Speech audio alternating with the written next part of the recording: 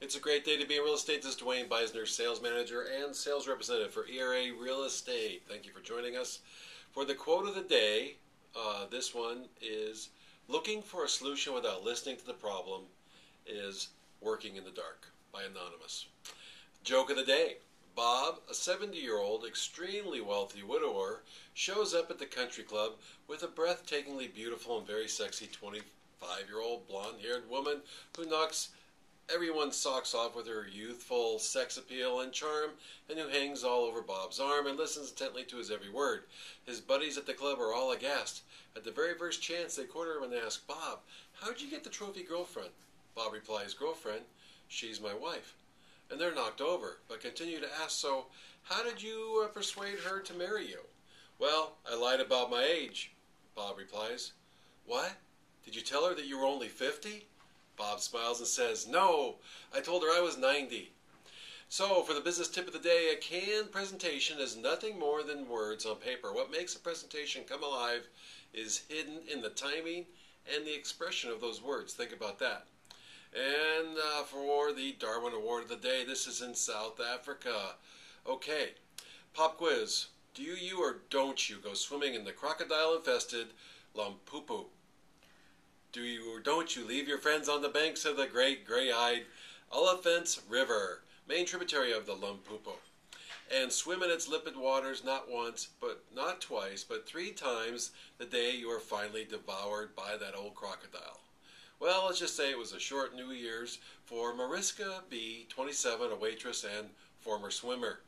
According to a longtime resident, who said, "You don't even put a toe in the river. It's teeming with crocodiles and hippos."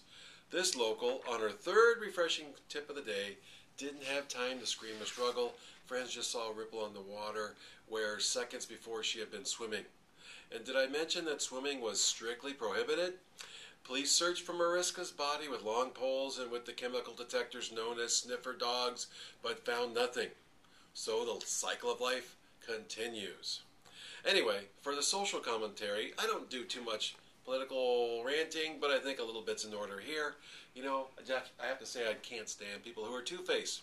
So, do you remember back when President Bush nominated Harriet Miers to the Supreme Court? She was lambasted, as was Bush, for her inexperience. And so what's so different with Elena Kagan? I'll tell you what's different. She's nominated by a liberal and not a conservative. And the media likes that. That's just unbelievable. And while we're on the subject matter, remember when the liberals screamed bloody murder about Bush's handling of the Katrina catastrophe? Well, now we have the BP oil spill, which will end up being a bigger catastrophe in the long run in terms of loss of income and damage. And Obama's handling of that disaster is every bit as bad, if not worse, than Bush's handling of Katrina. Let's listen to see if we hear the liberals actually screaming on this one. Nope, I just hear crickets. You know what, I'm no Bush lover, but we all learned when we were young that you cannot have your cake and eat it too. When I talk about someone who's two-faced, I always think about the villain in the Batman series named Two-Face. He was demented and not a very nice guy. Do you get the similarities? After shoving healthcare reform down our throats that the majority of Americans were against, Obama's at it again. This is a story adapted by Darlene Superville. Hoping to breathe new life into the stale immigration effort, Barack Obama on Thursday blamed the delay on recalcitrant Republicans whom he said had given in to the pressures of partisanship and election year politics. Typical. So Obama finally remembered his promise to the pro-illegal crowd. They probably thought he had forgotten them since he was possessed by getting health care pushed through. Republicans responded that Obama's first step going forward must be to secure the border. You know what? That makes sense to me. My mom always said, put first things first. Obama dismissed the focus on a border security first approach, saying the system is too big to be fixed only with fences and border guards. He advocated a comprehensive approach that would call on the government, business, and illegal immigrants themselves to live up to their responsibilities within the law. Right. And by the way, immigrant is a legal term, so it should be illegal aliens. Anyway, Obama also wants to create a pathway to citizenship for the estimated 11 million, let's try higher, much higher than 11 million, illegal aliens in the U.S. Critics call it amnesty. Amnesty, excuse me. Wrong. It's not called amnesty, it is amnesty. But Obama said the immigrants must first acknowledge that they broke the law, pay fines, and back taxes, oh my gosh, perform community service, and worst of all, learn English. Ouch! Now, he's being a little too tough, don't you think? You mean Obama wants them to learn English? What is this world coming to?